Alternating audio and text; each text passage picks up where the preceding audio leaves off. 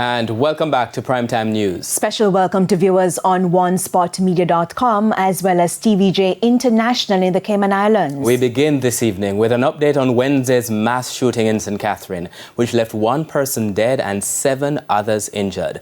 The police say the farmer killed in the incident was on their radar. They are also appealing for residents with information about the brazen attack to help them find the 2 shooters. The police say it's the first incident of its kind in the usually quiet farming community. Krista Campbell has more. Jerk pans and an igloo with unfinished food and drinks left behind after a wake in this usually quiet farming community came to an abrupt end.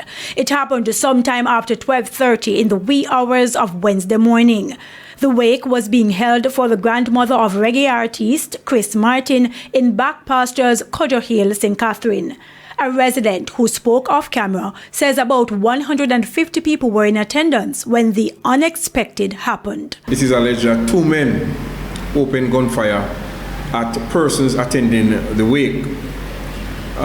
8 persons were injured, 7 on location at the wake, while another man received gunshot wounds just a little bit down the road from where the wake was being held. Yeah, people that run all over them like through banner, walk, cane field, jump fence, just to see them life. Me have to run through cane piece, me have to learn from belly. Because it church that I shot fire, me think me get shot. But when me realize on about 15-20 minutes, I realize I'm not getting shot. Some of the 7 injured were still in hospital up to news time, but the police say their conditions are not life-threatening. As for the deceased, 35-year-old farmer O'Neill Spencer, commanding officer for the St. Catherine North Police, Superintendent Hopton Nicholson, says he was known. Well, he has come on the police radar where he has been interviewed as a person of interest in the past.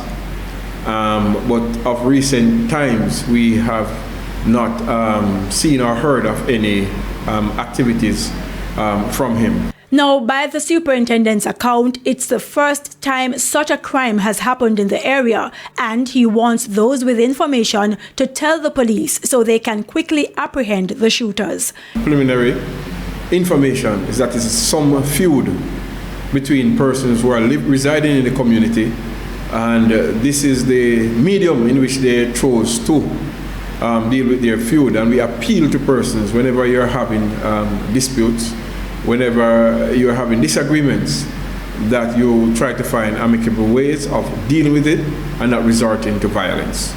Krista Campbell, TVJ News.